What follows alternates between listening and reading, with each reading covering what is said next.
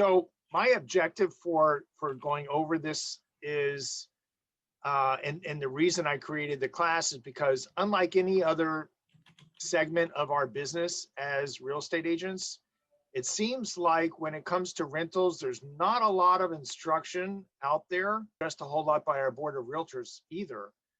And a lot of people are out there doing kind of their own way of a rental transaction. And as a result, there's different ways to skin a cat, so to speak.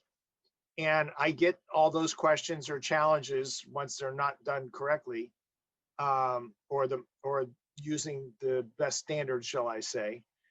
And then they create some challenges. So what I'm going to recommend to you is not the only way to do it. However, based on experience, if you heed my advice and suggestion on how to properly do a rental, you're going to save yourself a lot of headache and aggravation. You're not going to find yourself being challenged a lot and getting into trouble, and sometimes even jeopardizing your license or your commission. My objectives for the class really is to talk about some of these issues that will elevate your knowledge and your level of working in a rental situation in the industry, so that you'll better be able to handle your transaction and you'll bring a better value for your customer as a result of that. So my disclosure or disclaimer is that I'm not an attorney.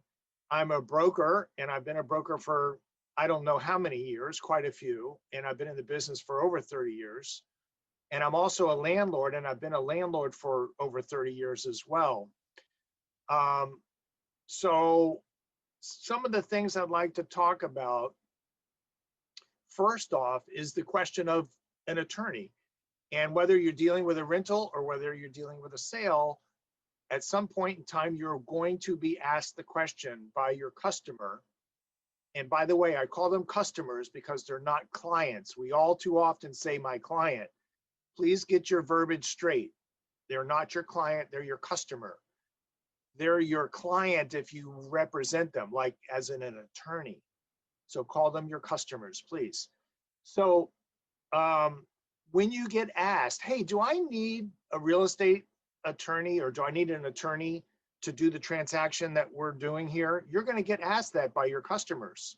How do you respond to that? I think that's an important question that you should anticipate and be prepared for.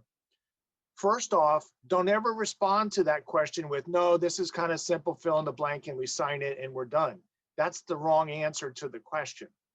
I look at a transaction, again, whether it's a sale or rental, and I look at two different things. I look at the price, and I look at, are we anticipating a lot of complications and issues and things that are going to need to be worked out in detail.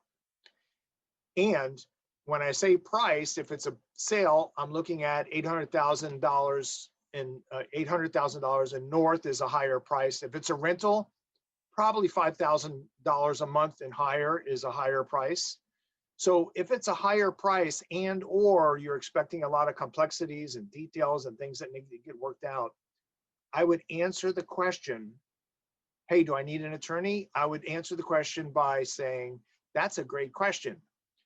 Let me share with you that most of my past customers with this type of transaction, meaning higher price, a lot of complexities you're expecting, with this type of transaction, they have had an attorney represent them. It's not required, but it's a good idea. And if you'd like one, I'd like to strongly recommend you get one that specializes in real estate. That's the script, okay? Now, it's almost the same script if the opposite is true. If it's a lower price and you're not really expecting a lot of complexities, and it is pretty much fill in the blank and sign here and let's move down the road, you would say, hey, that's a great question. Most of my past customers with this type of transaction have chosen not to have an attorney. However, if you want one, I recommend highly that you get one that specializes in real estate. So it's almost the same script with a little different twist to it. Now, be ready for the next question. The next question should be, well, I don't really know a real estate attorney.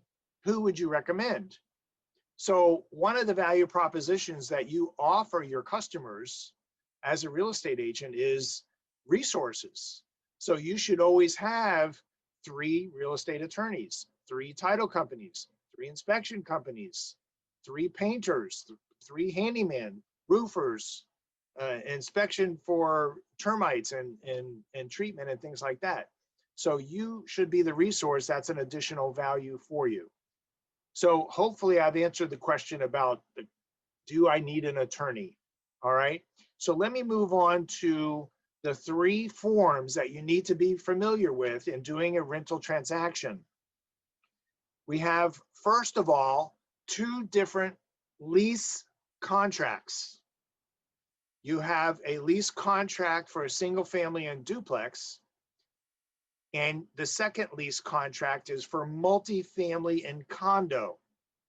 Make sure that you're using the right lease based on what it is that you are leasing. And the title is in bold print right at the top. So if you can, again, I want to remind you, take a lot of notes as we're going through this. And if you have questions, write them down. I'd like to address all of them at the end here. Okay. So 2 lease contracts. And the third form is going to be a contract to lease, a contract to lease. So let's talk first about the leases themselves. Unlike a sale and purchase contract, where you can add, delete, modify, do whatever you want as a real estate agent, even though it is not recommended that you change or alter that form if minimally possible. Unlike that, when you're talking about a lease, you have a lot of restrictions as a licensed real estate agent. You are not allowed to alter a lease in any way, the same way you can with a sale and purchase contract. And most real estate agents just don't know that. If you're going to start altering leases, changing them, deleting and modifying and adding and all that, you're practicing law without a license. So please realize you cannot alter a lease. That's number 1. Number 2, you can only use the Florida Association of Realtor leases, the 2 that I just mentioned to you. Those are the only 2 leases that you're allowed to fill in the blanks only. Fill in the blanks only. Okay. So another thing is I hear all the time agents say, oh, well, we have to address whatever that is. We'll just write an addendum to the lease. No, you cannot write an addendum to the lease. Again, there you go, practicing law. You cannot write an addendum to the lease. Fill in the blanks only, and that's it. If there are other issues and other things that need to be included in the lease that now you know you cannot write or change or alter the lease in any way, who could do that? Well, the customer could do that. Either the tenant or the landlord, it's their lease. They can legally do whatever they want to their lease. If they want to add a sentence or verbiage or something, they're welcome to do that themselves, not you, or their attorney.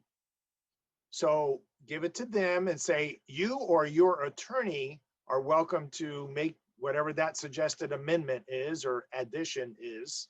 But as a licensed real estate agent, I am legally not allowed to do that. And they'll look at you funny and say, well, you know, you're my real estate agent. I don't understand.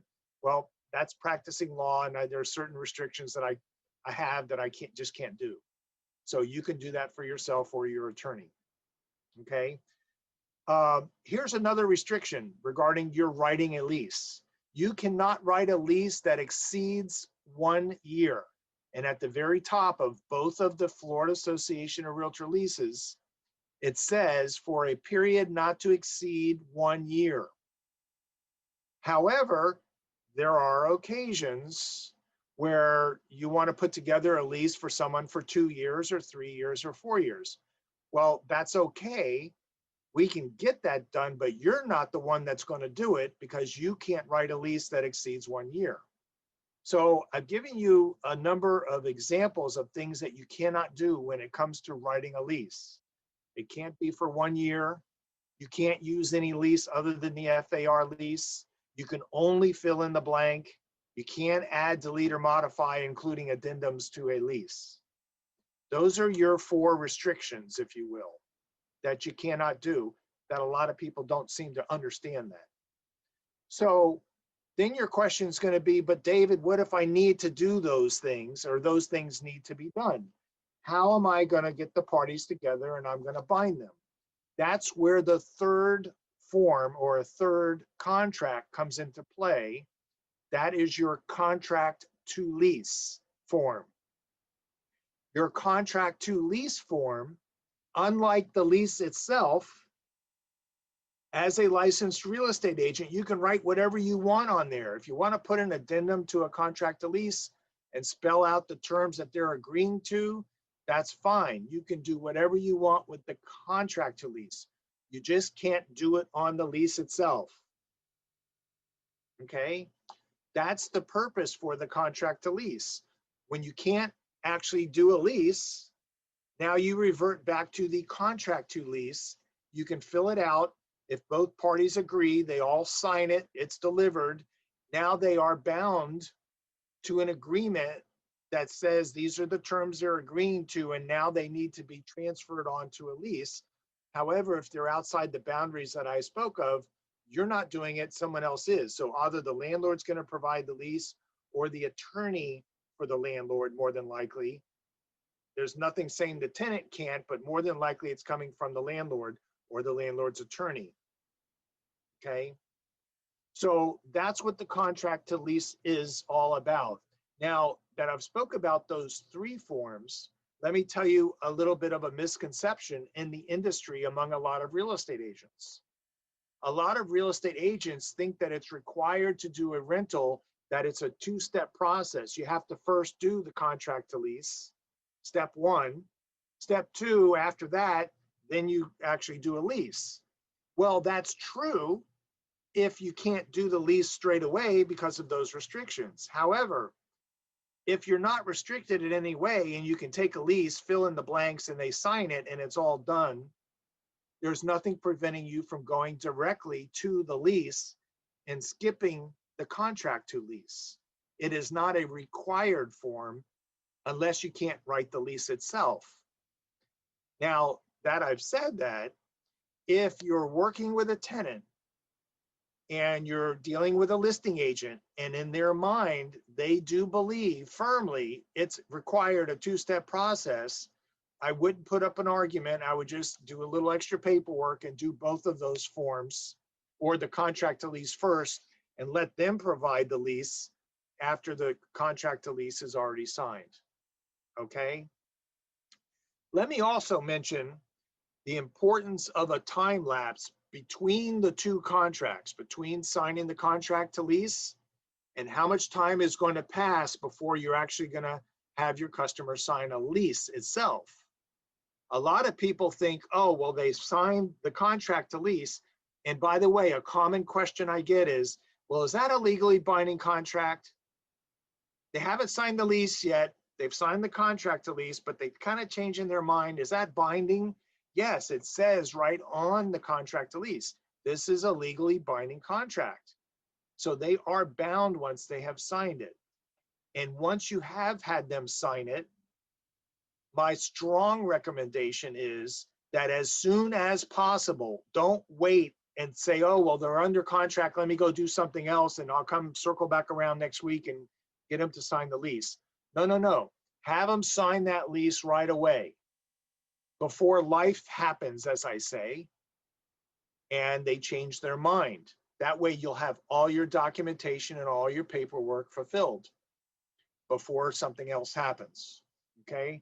So hopefully I'll explain that in an understandable way. Okay, let's move to how you're going to document things. And this again goes for whether you're dealing with a sale or whether you're dealing with a rental. I want to take a moment just to strongly recommend to you that you document everything that's important for each of your transactions through an email, and create files in your email system, whatever that is, so that you're putting important communications in writing and sending it to the other party, to the cooperating agent, so that you're documented. So there's no misunderstanding. There's no amnesia going to occur, a week or 2 or 3 from now about what was or wasn't said. So be in the habit of documenting. And I know we have a lot of important conversations on the phone, which is great, but if it's something that's important enough that it should be documented, go back later the same day that you've had that verbal conversation, send them an email saying, this is just to confirm our conversation from earlier today that we spoke about whatever, and that you said, and I said, and this is the decision and the direction we're going to go. Send them off an email. So now you're documenting that conversation. If it's important, again, not everything, but if it's important, I urge you to do that, because as time goes by, things pop up a month or 2 from now, or even longer, and amnesia sets in. Sometimes it's convenient and it's deliberate. And when it's in writing, you don't have to worry about those things. Okay, let me talk briefly about credit reports. Because sometimes a cooperating agent, without knowing it, a lot of them without knowing it, will say, I need you to get their credit report and send it over to us. I'm going to strongly encourage you never to take possession of anyone's credit report, because there's laws that protect credit reports that prevent you from sharing it and sending it off to a third party. So that's not something that you should be handling, unless, of course, the one exception would be if you are the listing agent for the landlord as a service, you can acquire a credit report on their behalf and share it with the landlord. If you're working with a tenant, you don't want it. Tell them, don't give it to me. So how is the landlord or the landlord's agent then going to get a copy of the credit report if they're asking for it? A lot of them surprisingly don't even ask for it. But if they are, you have 2 choices or 2 options. Either you get a consent form signed by your prospective tenant customer, authorizing the landlord or the landlord's agent to pull the credit report, which they should supply you. Or alternatively, sometimes people pull their own credit report and say, I already have it, I'll send it over, I'll email it to you. Say, well, that's great if that's what you want to do, but don't send it to me, please.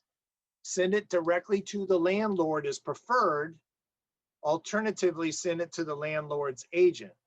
The reason I kind of don't like that is because now the tenant is communicating via email directly with the landlord's representative, and then they start having other communications that's not warranted. So preferably, they're going to get a consent form and pull it themselves as the listing agent, or they're going to send it directly to the landlord, who should be looking at it anyway, not the tenant. The tenant shouldn't be screening. Okay. Hopefully I covered that well. Let me move to the next topic. Oh, before I do that, if you're working with the landlord, and this is important, and everyone seems to lose sight of this. If you're working with the landlord and the landlord wants to do some level of screening of whatever kind, background, credit history, whatever it is that satisfies them, that's legally acceptable. It's for them to do. This is not for you to do. This is the landlord's responsibility to do screening of tenants, not you. And if it's a condo association, well, they have their own screening process, and that's theirs. It's not yours. Don't you put yourself in a liable position that you are representing yourself as being part of the screening committee or part of the screening process in any way. Because when you hold yourself out there and make comments or put something in writing about what's required to be approved in the screening process, you become part of the screening process, and that you don't want to be there. I can tell you, I recently am looking at a lawsuit claiming a fair housing violation because an agent put in there what the screening requirements were related to a criminal background record, that they wanted a clean background record with no criminal, arrest or anything like that. And now it's turned into a fair housing lawsuit, okay? Or if it had something to do with a credit score. I don't want you, the agent, the landlord can do what they want, the condo association, I'm not responsible for them, and they're not my concern. You're my concern, you, your livelihood, and your license. So I'm urging you, don't ever communicate in writing or verbally anything that could be interpreted as some screening threshold of some type to be approved. Say, if there is an application, great, let me have you fill out an application and let me send it to the listing agent or to the landlord. That's for them to do, not you. I can't stress that enough. Here's the second thing that I want to talk about before moving on from that subject.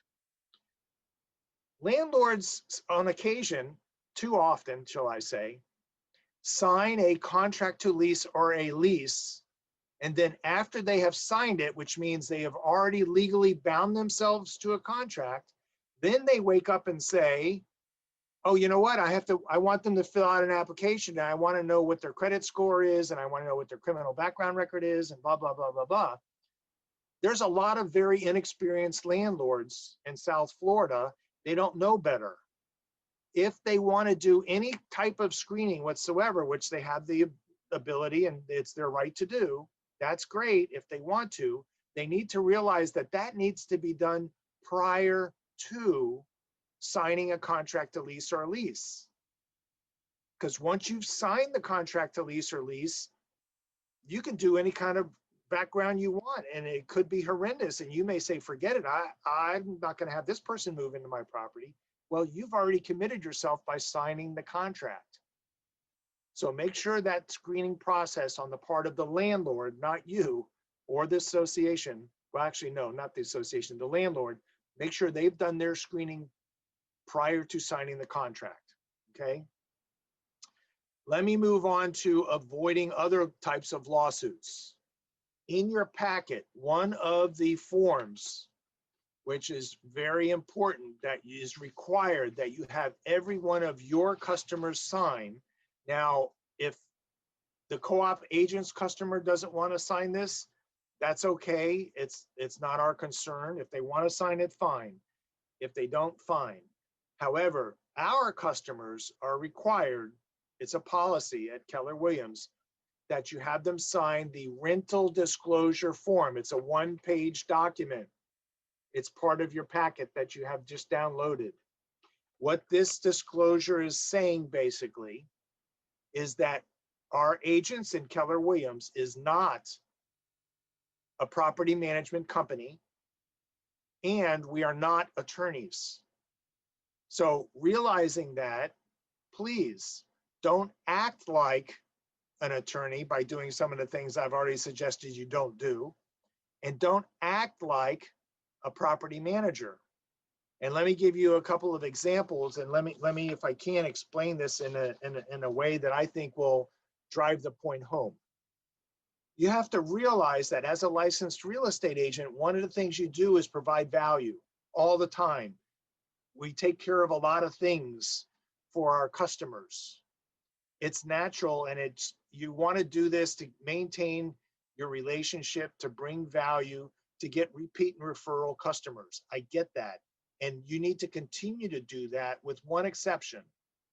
And that exception is on a rental transaction. And let me explain. Unlike a sale and purchase, whenever you're working with the seller or the buyer, whether it's before the transaction, during the transaction, or after the closing, you're always maintaining contact, providing value, looking for repeat referral business. However, let me talk about landlord and tenant, because there's a different type of relationship that occurs when a landlord and a tenant sign a lease and a tenant moves into that property and they start paying rent. There is a relationship that's legally recognized as a landlord and tenant I want you to look at it as a marriage. It'll help you to remember this. The landlord and the tenant, when the tenant moves in and signs a lease, I now pronounce you landlord and tenant. Congratulations. When that has happened, like any marriage, you're a third wheel, a third party, and you don't belong in that relationship. So when that relationship has, I'm going to be funny and say marital problems, they're not your problems to solve. Okay? That's what the rental disclosure is talking about. It is outlining the recourse that the landlord has and the recourse that the tenant has when they're having their landlord-tenant problems. That's their problems that they need to resolve themselves. However, what happens quite often is that tenants or landlords, if you're the one that created that tenancy and they have a problem, they're reaching out to you because you're their agent.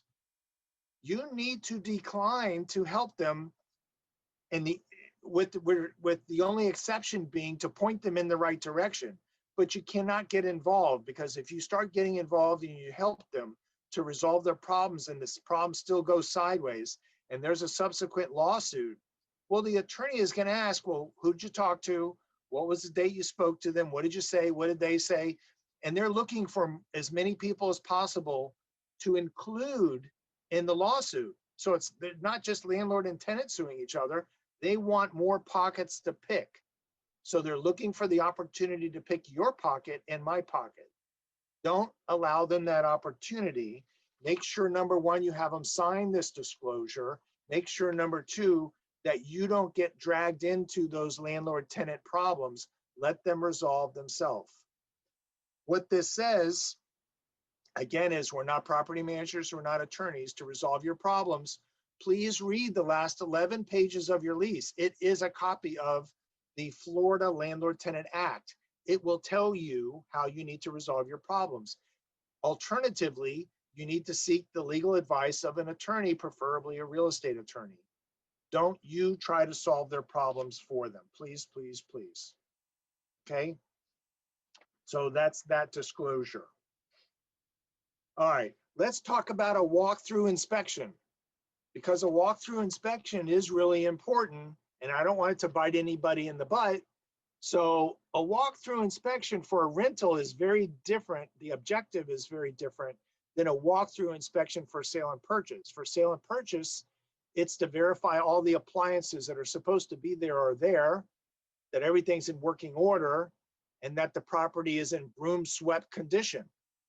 That's for a sale and purchase. For a rental walkthrough, that's not the objective. The objective is, let's go through the property that you're renting and let's identify anything that could be interpreted as damage to the property due to neglect or abuse, that at the end of the rental, the landlord may want to make a claim on your deposit if they find this destruction as a result of neglect or abuse.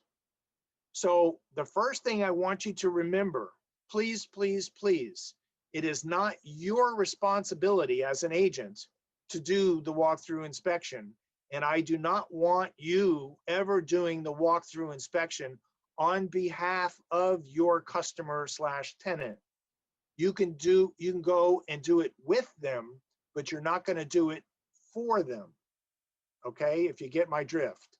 So they need to have a paper. They need to have something to take pictures. You can guide them through the process and say, listen, we're going to do a walkthrough inspection, and the objective here is to protect your security deposit at the very end of the lease, so the landlord doesn't make a claim on your deposit for damage that may be existing in the property when you're coming into it. It's not your responsibility, but you need to document it to prove it. So we're going to walk through the property. Anything that's considered damage because of neglect or abuse, you're going to just go room by room. Let's start with the kitchen. There's, someone used the countertop as a chopping block, so there's knife marks on there. Well, write down on the kitchen that there's knife marks on the counter. In the kitchen, take a picture of it. Let's go to the bedroom. Oh, the carpet is ripped or has stains or a cigarette burns or whatever it is. Write down bedroom number 1, the condition of the carpet, take a picture of it.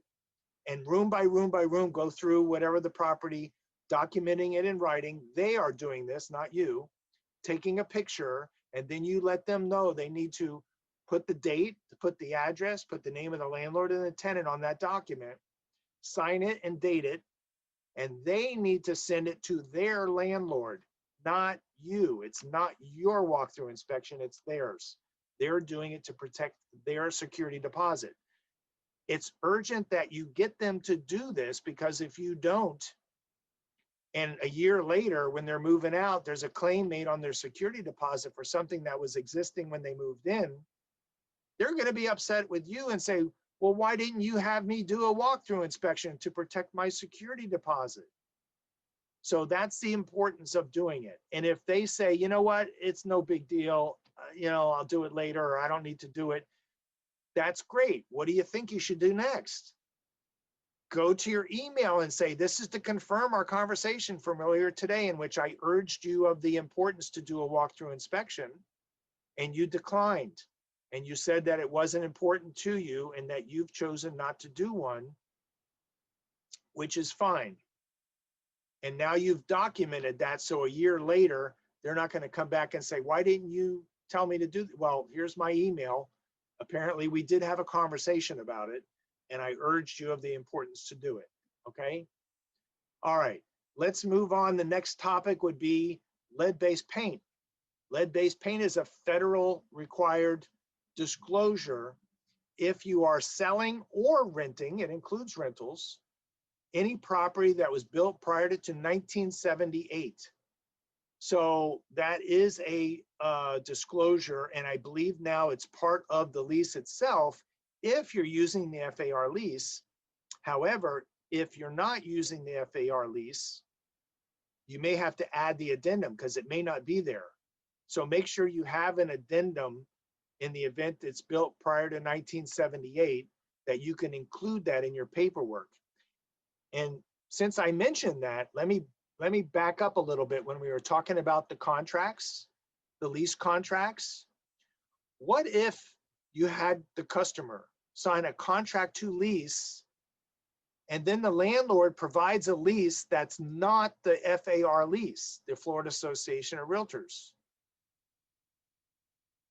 Okay, and then your customer says, okay, so I'm not familiar with this lease. I've never seen this lease before. Neither have you. And they ask you, so is it okay? Is it okay that I sign this lease? You are not an attorney. You cannot give advice about a lease that's not an FAR lease. So you would say, I'm sorry, but I cannot read, I don't even want to read it. I don't even want to see it, because legally, I cannot make any comment about it. I can't interpret it for you. I can't approve it for you. You need to read it and approve it for yourself, or it's more recommended that you have an attorney read it and approve it for you. Alternatively, we can maybe insist on using the FAR lease, because that's a standard form that's written by attorneys in the state of Florida and widely used in our industry. So I want to make sure that you're not interpreting or approving any leases. Okay, very important. That's not the FAR lease. All right, next topic. After lead-based paint, let's talk about agency relationships. That's always fun, right? There's a lot of misunderstanding going on when it comes to agency. So as licensed real estate agents, if we don't have any conversation about agency relationship, we're presumed to be acting as a transaction broker, correct? And everybody said yes. All right. So if you're going to be acting as a single agent or as a non-broker rep, you must first, before engaging in those capacities, have a written disclosure of those agency relationships signed by your customer. And anytime you're changing that relationship, you need to have additional papers transitioning from one to the other. So I want you to, just make note of that. This is part of your exam to get your license. But the point I was trying to make regarding this is, with a transaction broker or a single agent, you have 5 duties and obligations to the public that are the same. Care, skill, and diligence is 1. Honest and fair, these should sound familiar. Presenting all offers and counteroffers in a timely fashion. Disclosing all known facts that materially affect the value or desirability of a property. And the last, and my favorite, that we want to talk and go a little deeper on, is accounting for all funds. I can't talk about this enough, guys, because this is where most people find themselves in real serious trouble. This is your Florida Real Estate Commission, FREC.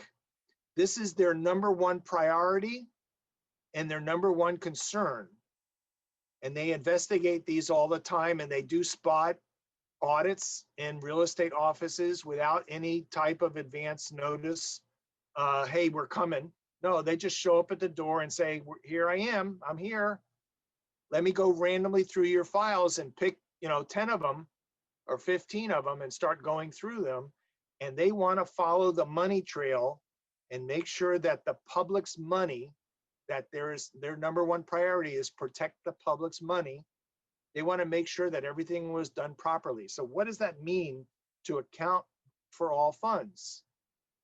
Well, it means that if you have a contract and it says, excuse me, it says that money needs to be somewhere on a certain date, it means that you, the agent involved in the transaction, have verified, in fact, the money did get to where the contract said it was supposed to be, and it got there on time.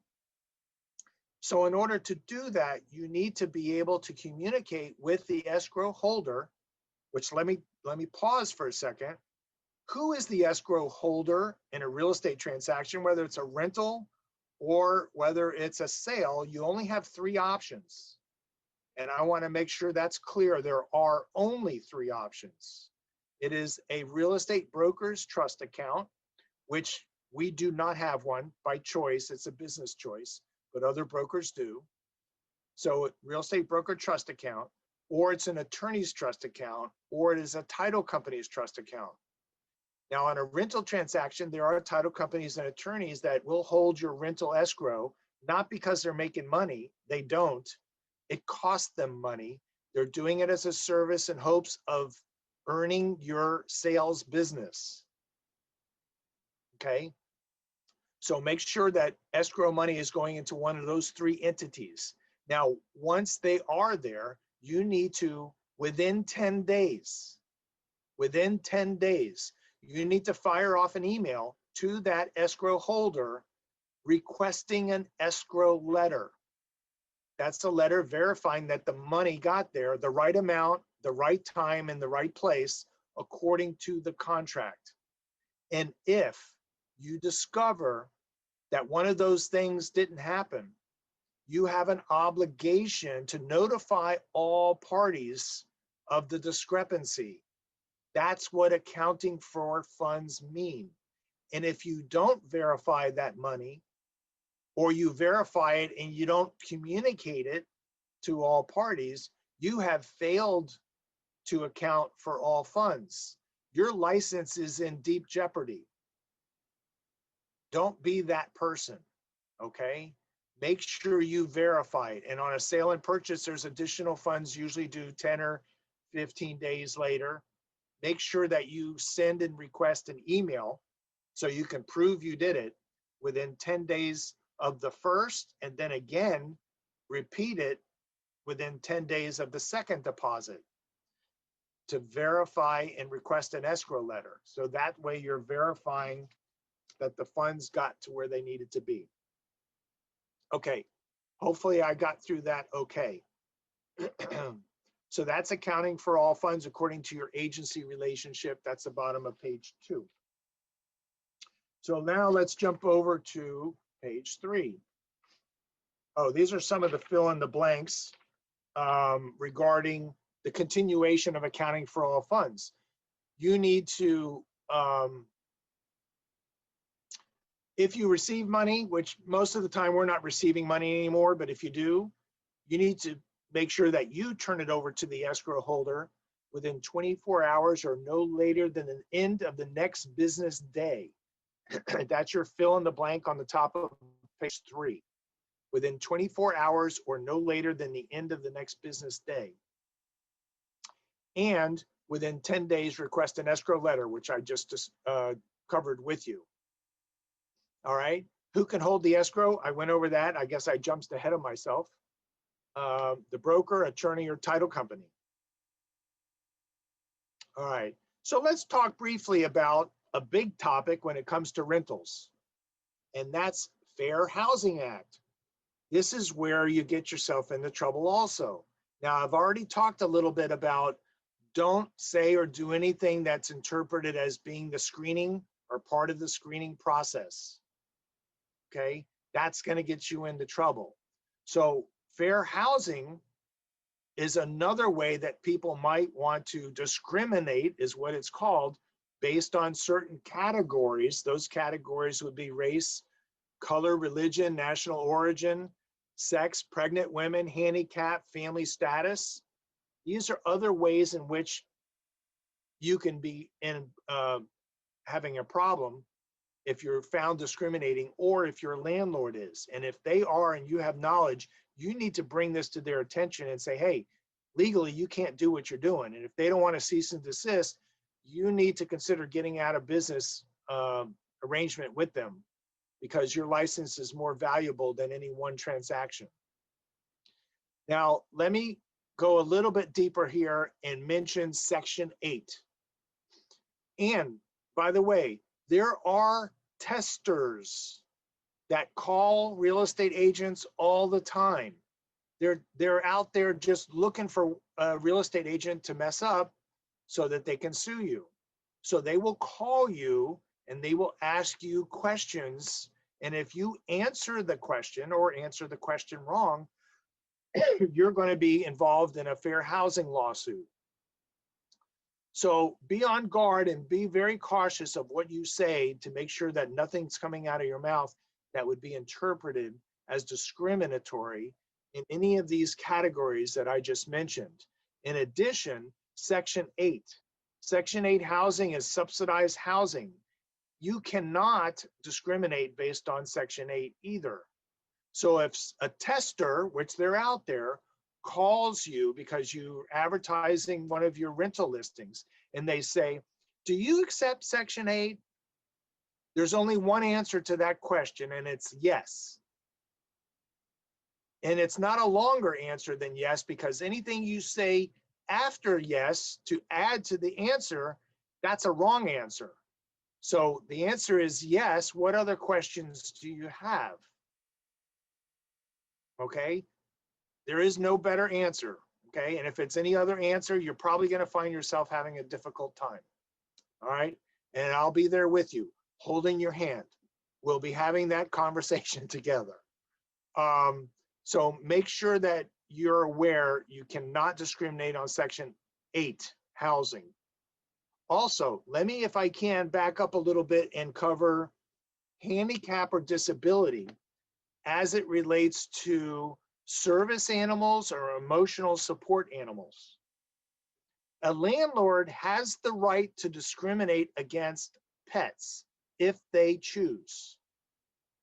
Don't confuse what a pet is as compared to a service animal or emotional support animal. They are not pets. If anybody ever says to you, I have an emotional support or service animal, and they want to ask any question about, will that be okay? Of course, is the answer. You don't want to say or do anything that's going to be interpreted as objectionable towards an emotional support or a service animal. Now, you may have a landlord or you may have a condo association say, oh no, we don't allow pets. Well, that's fine, but we're not talking about a pet. We're talking about emotional support, and we're talking about a service animal. And if they say no, tell that prospective tenant, no, you're not going to do that. Okay? They can do that, but not you. If they have to go through the screening process at the condo association and they want to turn them down, let that be their legal battle. Don't you communicate something that is interpreted as discriminatory on behalf of the instructions from the landlord or the instructions from the condo association. Don't let the words come out of your mouth. If they come out of their mouth, okay, I'm not interested in them. Again, I'm interested in you. Don't let those words come out of your mouth, even if it's instructed to do so by them. That's wrong. Okay, let me see what's next. So I mentioned you can discriminate based on pets. That's okay. You can discriminate also based on smokers. I didn't know if you're aware of it, but you can. You don't hear about that too often these days. Let me go ahead to the next section, which is probably really important. And now I'm at the bottom of page 3 of 4. When it comes to distributing money, once you put the rental transaction together, when it comes to distributing money or granting occupancy, I want you to realize I don't want either of those two things to occur unless 3 things have occurred first. And if you grant occupancy or you distribute money before those 3 things occur, these 3 things that I'm going to tell you occur, you've done something wrong and there's probably going to be a problem. So, item number 1, you have to have a fully signed lease, not a contract to lease, a fully signed lease. If there's no fully signed lease, there is no occupancy going to take place and nobody's getting any kind of money distributed. No landlord is getting the money, no broker's getting the money, nobody gets any money out of escrow. Number 2, that all the funds according to the lease that were due are actually in an escrow account. So typically before occupancy, there's first, last, and security, or there's a first month and maybe 2 months security.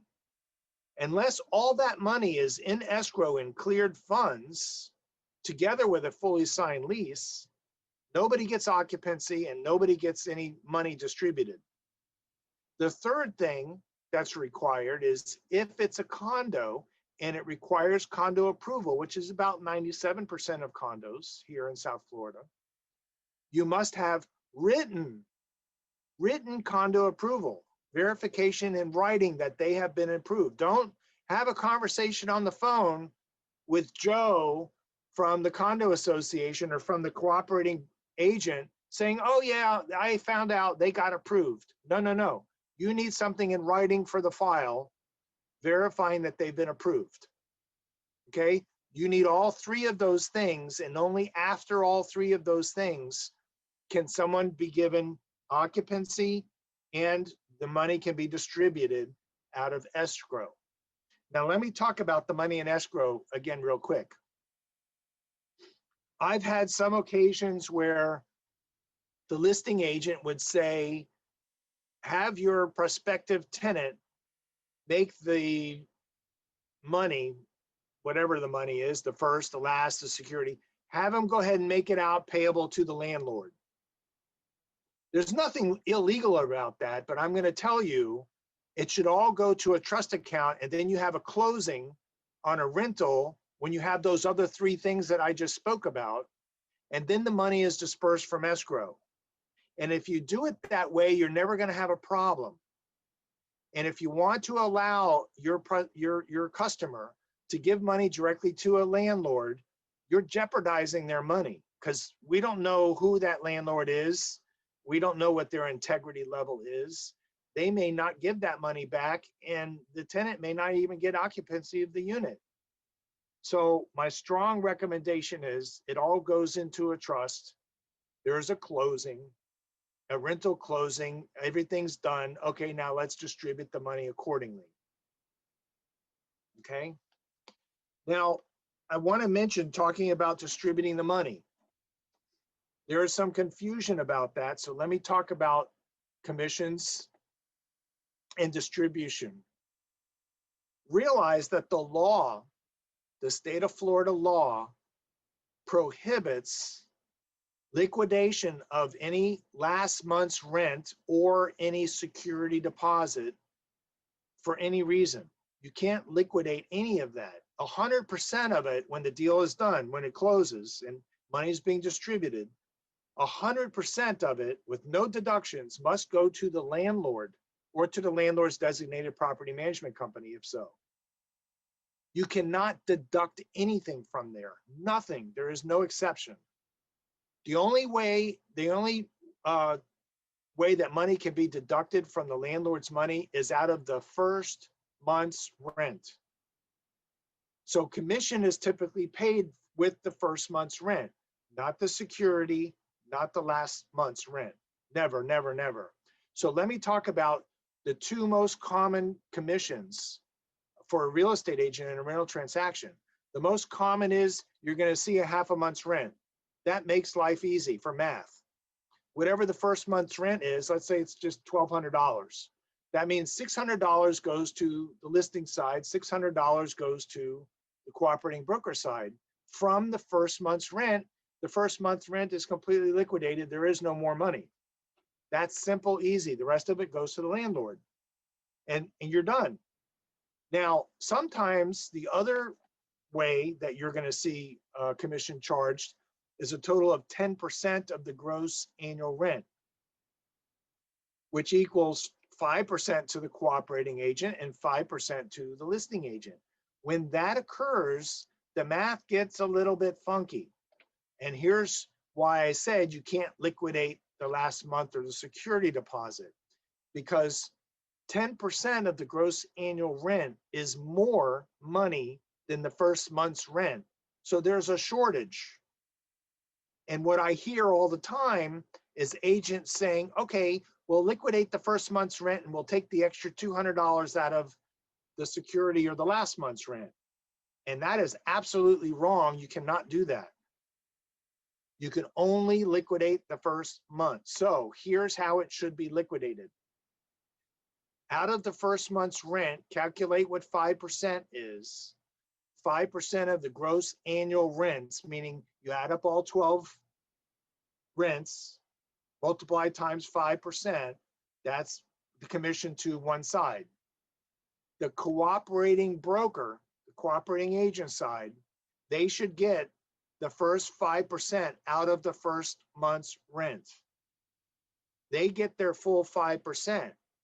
What's left over, which is a short, goes to the listing broker, always goes to the listing broker.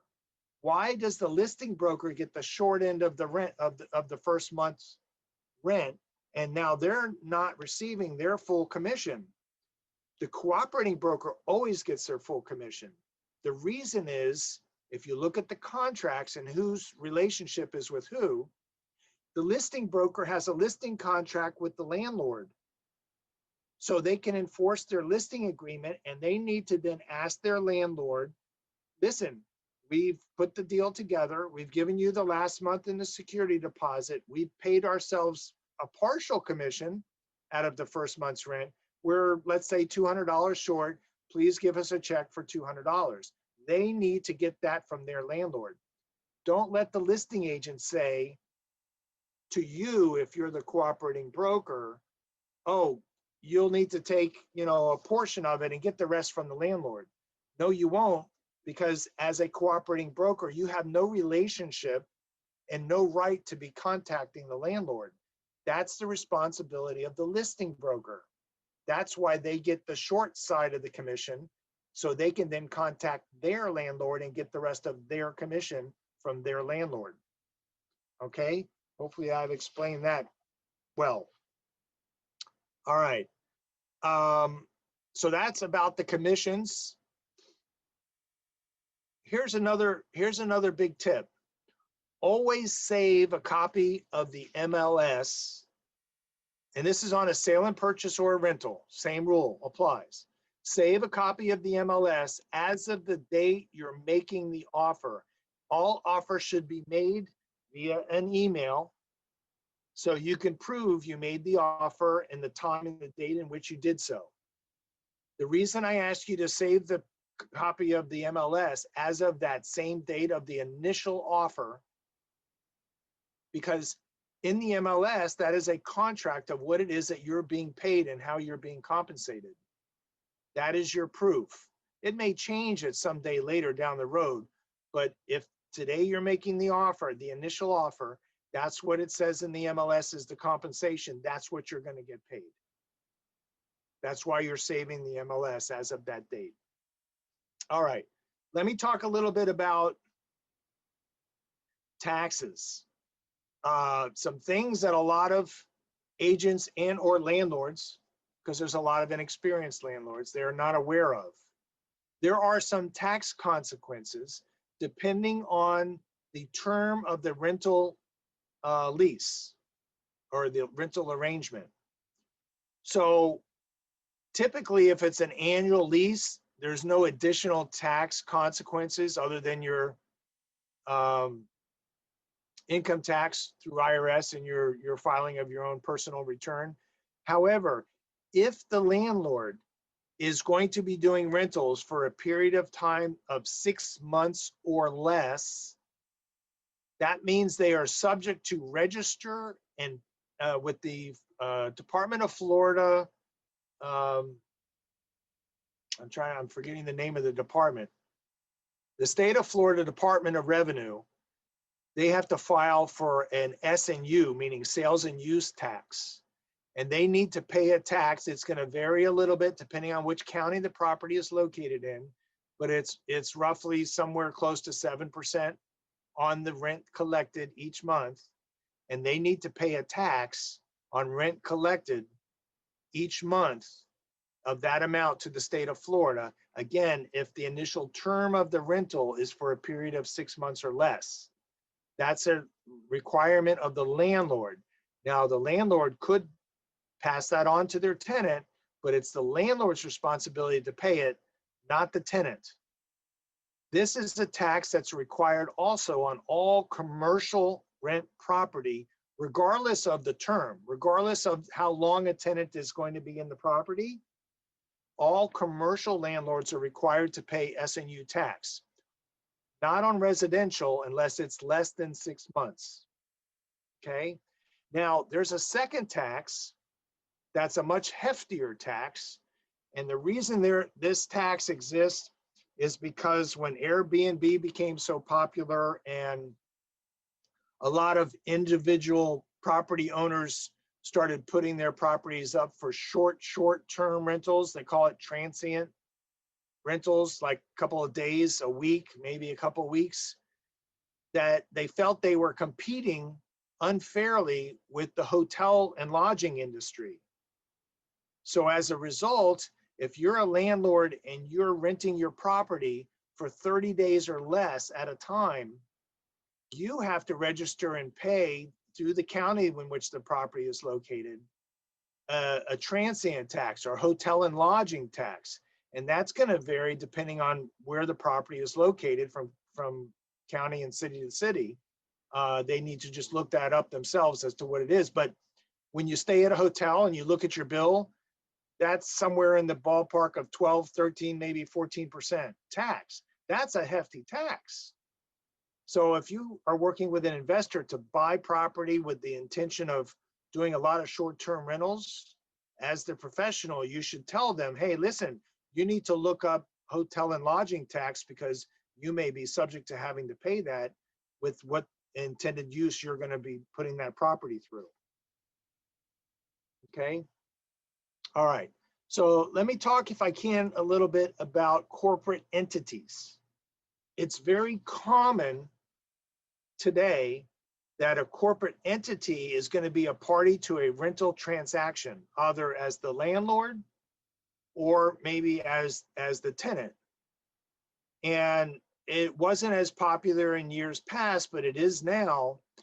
And I think that we need to do a little more due diligence as agents to verify that the people that we're dealing with, that we're working with, are in fact the authorized person to bind a corporation to a contract to lease, to a contract for sale, for a lease itself.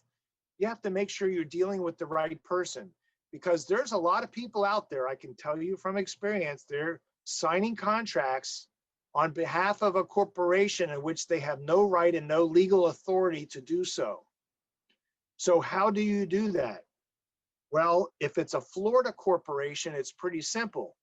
You go online to this thing called Google and you look up sunbiz.org, sunbiz.org, and you can look up the name of any corporation and it'll tell you if it's an active corporation or not. And obviously it needs to be active, kind of like your license, it needs to be active.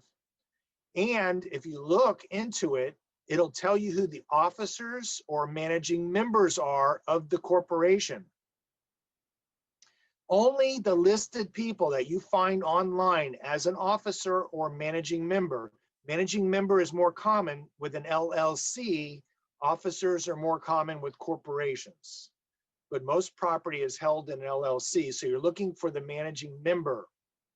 That is the named person that has authority to bind the contract. Don't get it confused with the registered agent. The registered agent has no authority to sign on behalf of the corporation. The manager does. The registered agent is only identified person with an address in which to serve legal papers whenever there's a lawsuit or certified documents need to be delivered to that corporation. So that's not the person you're looking for. Now, if the corporation is not a Florida corporation, they're from another state, you can't so easily just go online and find this information. You need to ask your customer, listen, together with the documentation, since you are a corporation, I need to verify and supply to the other party a copy of your articles of incorporation identifying you as the managing member or authorized officer. So please provide that to me so that you can include that with the paperwork. All too often, real estate agents do not do this, and I think you need to add that to your due diligence list to prevent any problems down the road by having someone that's not even authorized sign a contract. All right, so let me, if I can, bring up one other item, actually two other items. One is another disclosure form, which is another one of your 8 pages, called the Wire Fraud Prevention Notice. This is a very important document that you want every single customer that you work with to sign. They're not agreeing to anything. They're just signing, acknowledging that you've given them the disclosure, and that if they're going to be wiring any money, which is very common in all transactions, whether it's a sale or whether it's a rental, make sure that they have signed the Wire Fraud Prevention Notice and that they call a number that they know to be the correct number of the escrow agent and verify the wiring instructions before they actually wire the money, and that they should not rely on just an email, because emails get hacked and that's how wire fraud happens. They are sent wiring instructions that are not valid, and as soon as you wire money and it's to the wrong party, you'll never see it again. It's gone forever. So make sure you protect yourself by having the Wire Fraud Prevention Notice signed every time. Now, some of you may say, oh, you know what, we're not expecting to do a wire, so I don't need that. Well, it's not going to hurt to get it signed. It's required to be signed every single time. Please do so. You may change your mind later and then forget to go back and get it signed. So just be in the habit, every time someone's signing any documents for any contract that you do as an agent, make sure that the wire fraud prevention is one of them. Whether you're a seller, a buyer, a landlord, a tenant, everyone should sign it, okay?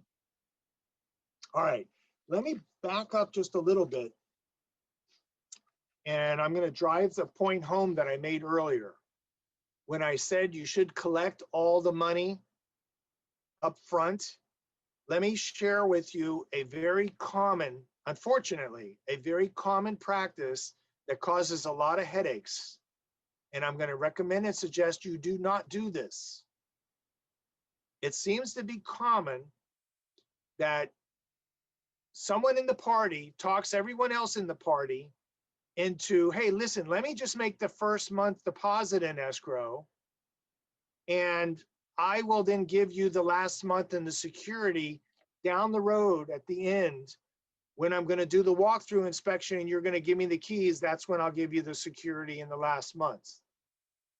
Yes, there's nothing illegal about that, but let me tell you, that's a recipe for disaster. And here's what's going to happen, and it has happened multiple times.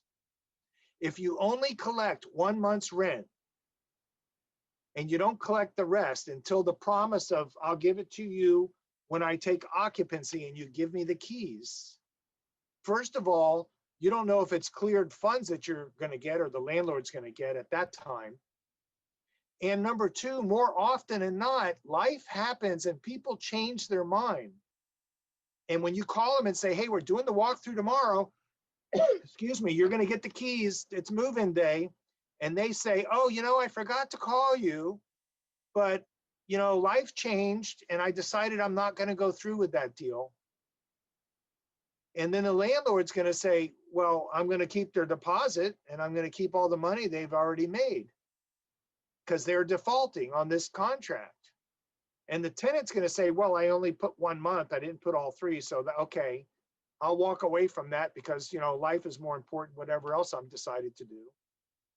Now you're not in a good position because if you read your lease contract, the one that says multifamily and condo, if you read the second page, which is part of your packet, I want to point this out to you because either a lot of people are not seeing it, they're not reading it, or they're reading it and they're not paying attention. But on the second page, where you fill in the amounts in section 5 on page 2 of your lease, where you fill out the amount, the very first line there says a security deposit of, and you fill in the blank of how much it is. Right after that, it says in print, to be paid upon signing this lease. And you can't alter the lease. Remember that from the beginning of what we discussed? Then it goes on to say, advance rent in the amount of, meaning the last month's rent, for the rental installation period of, and then it says at the end of the sentence, to be paid upon signing this lease. Then it goes on to say pet deposit in the amount of, if there's a pet deposit, to be paid upon signing this lease. So you can see it says the money is due when you sign this lease. So if you have them sign this lease, saying that you've collected basically the first, the last, and the security, and you don't, you have failed to account for all funds, which is your legal obligation, and your license and livelihood is in jeopardy. FREC will come knocking on your door, an investigator, because the landlord is going to say, well, if they change their mind, they're not moving in, that's fine. You gave me a lease saying that you collected 3 months, so I'll just make a claim on those 3 months. And you didn't verify, or you knew about it and just went along with it, knowing that they only made 1 month, not 3 months. So you might want to reach in your pocket, pull out 2 months of rent, stick it in the escrow account so the landlord can have it, because that's what the lease says that you produced to them. Or say, no, I don't have the money, I'm not willing to do that, and let your license end up where it's going to end up. So be very, very cautious about that. That's unfortunately a very common mistake that I see made all the time. Don't let that be you, because now you've heard it from me on how to avoid that problem. So let me wrap this up by giving you a phone number, because if you are a member of the Board of Realtors, your local board, that means you're a member of the Florida board. And you have some benefits. Some of your benefits are you have access to a legal hotline. If you have a legal question for an attorney, there are a host of attorneys at the state of Florida, realtors, that's available to you. If you'd like to ask a legal question, there's a phone number you can call and ask them any legal question relative to real estate, obviously, that you wish. So the phone number, write it down, is 407-438-1409.